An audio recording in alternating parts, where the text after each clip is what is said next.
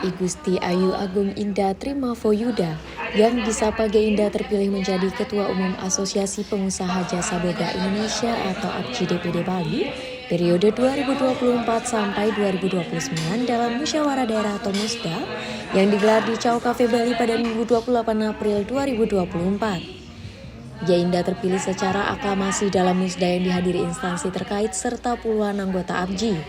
Anggota APJI yang berjumlah 43 orang sepakat memilih Geinda yang menjadi calon tunggal dalam musyawarah tersebut.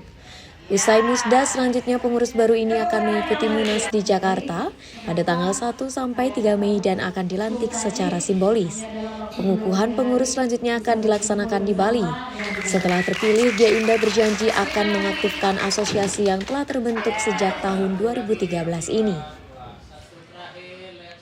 Jadi APJI itu adalah Asosiasi Pengusaha Jasa Boga Indonesia yang memang sebelumnya di tahun 2013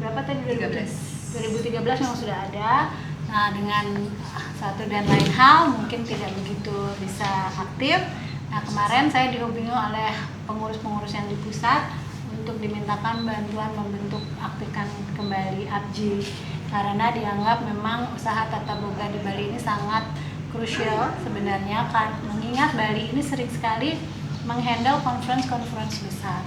Memang kalau asosiasi tentang F&B kan sudah banyak, tapi kalau jasa boga ini adalah asosiasi yang menyediakan jasa boga baik dari restoran, kafe, supplier, termasuk juga dari UMKM makanan yang kecil-kecil. Makanya saya dan teman-teman antusias untuk menyambut APJI ini dan mengaktifkan lagi.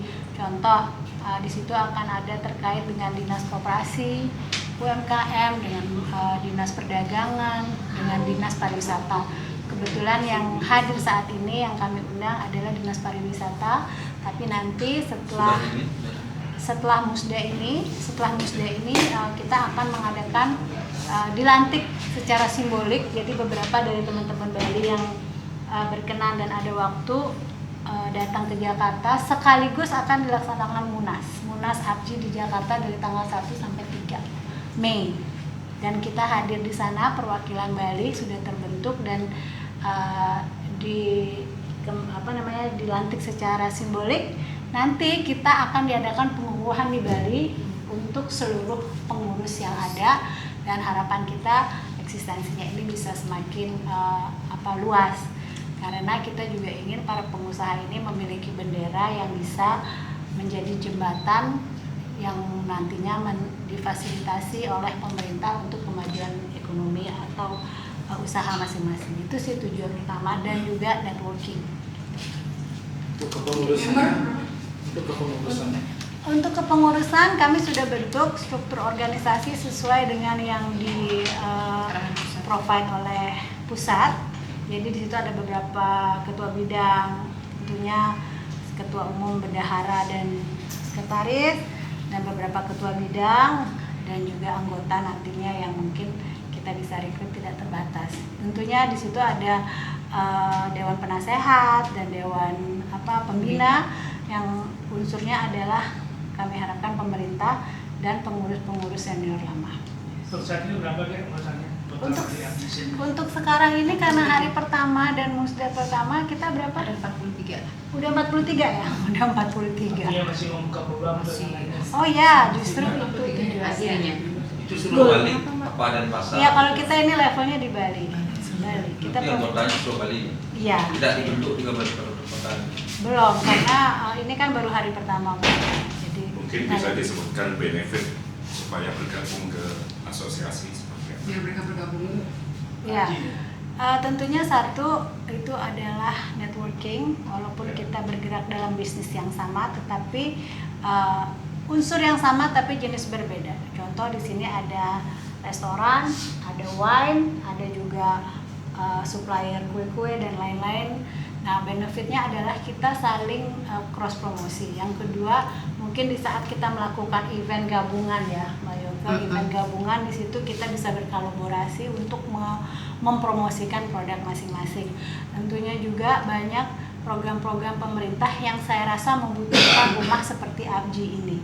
Misalnya untuk standarisasi, untuk higienis, untuk SDM, untuk juga mungkin ada seperti pelatihan-pelatihan untuk meningkatkan mutu.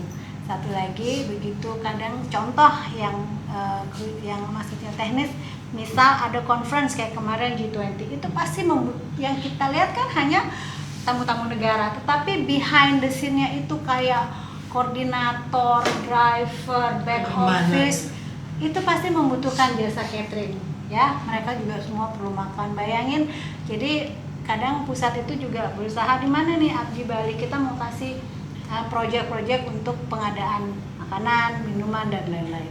Jadi untuk membantu penjualan juga. Gitu. Mungkin apa? Goalsnya apa dari terbentuknya? Goalnya ini adalah kita pengen seperti organisasi yang lain. Satu, tentunya kita bawa visi misi sebagai pengusaha meningkatkan profit masing-masing.